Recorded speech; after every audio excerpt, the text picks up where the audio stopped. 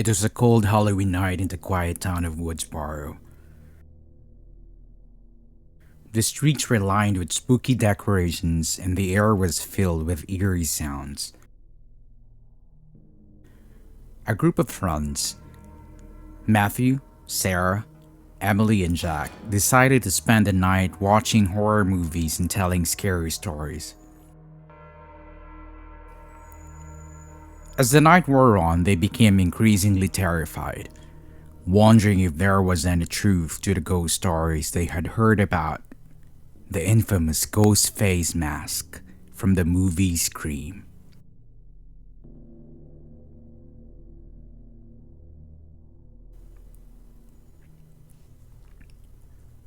The atmosphere in the room became tense as they nervously looked around, feeling as if something was watching them.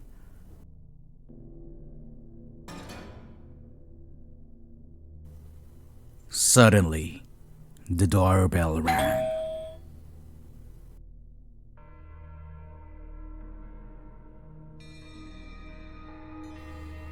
The group hesitated, unsure of whether or not they should answer it.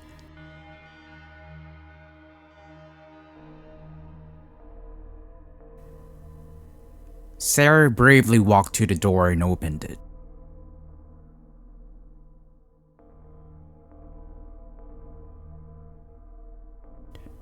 Only to find a package sitting on the ground. She picked it up and brought it back to the others.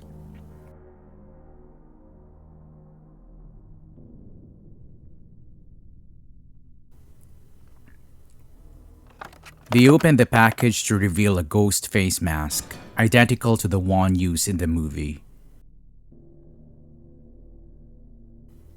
The group thought it was a prank, a neighbor trying to add to their Halloween scares. They brushed it off, decided to continue with their night, and planned to watch one last horror movie to calm their nerves.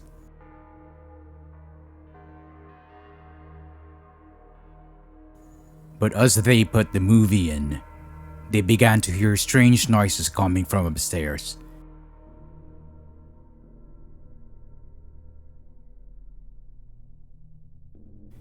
Jack offered to go check, but as he climbed the stairs, they heard him scream in terror.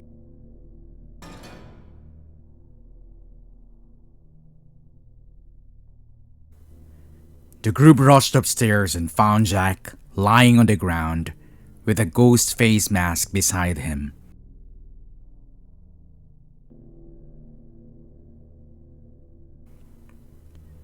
Sarah screamed as she picked up the mask, realizing the implications of the situation.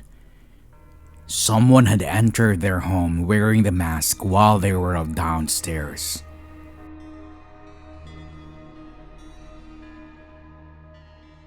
Watching movies and had attacked Jack. The group panicked, realizing they were not alone.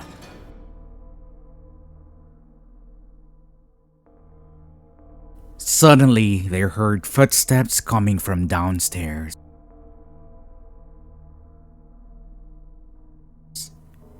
Emily, being the bravest of the group, grabbed the mask, slipped it on, and ran downstairs, hoping to scare whoever it was that was in their home.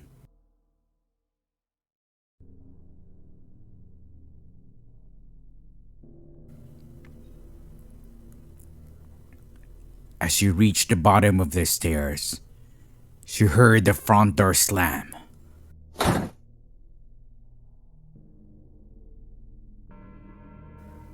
She looked outside to see a figure wearing a ghost face mask getting into a car and driving away.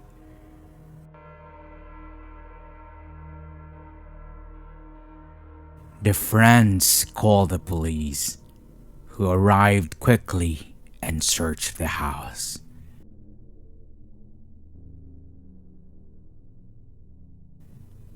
But found nothing. They assured the group that perhaps it was just a Halloween prank, and there was no need to worry. However, The friends were still frightened, realizing they might not have been so lucky if they had not found a package and mask before the intruder had attacked.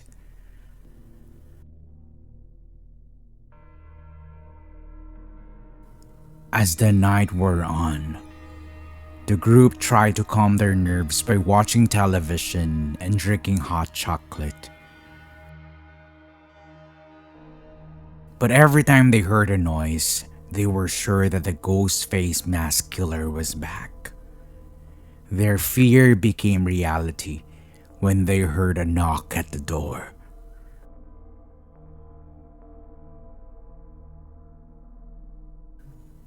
The group huddled together, peering through the peephole to see the same figure from earlier standing outside, holding the mask. Matthew grabbed the phone and ran to a bedroom, locking the door behind him as the others tried to hold the door shut. They called the police, who instructed them to stay in the room and lock the door. Finally, after what seemed like eternity, the police arrived on the scene and arrested the intruder. It was later discovered that the person who had entered the house was a local teenage boy who had been obsessed with a ghost face mask and had wanted to create his own real-life horror story. He had been watching the group through the window from outside and had slipped the package onto the doorstep when he had seen the opportunity. Matthew, Sarah, Emily, and Jack never forgot that Halloween night, and it changed their lives forever. They no longer felt safe in their own homes, and the image of the ghost face mask haunted them for years to come.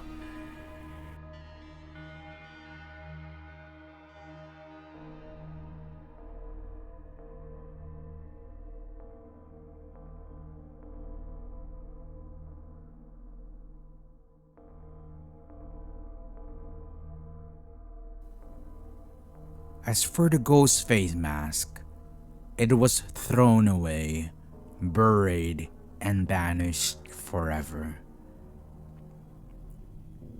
But the memory of that night lingered, and the friends never forgot how truly terrifying a Halloween night could be.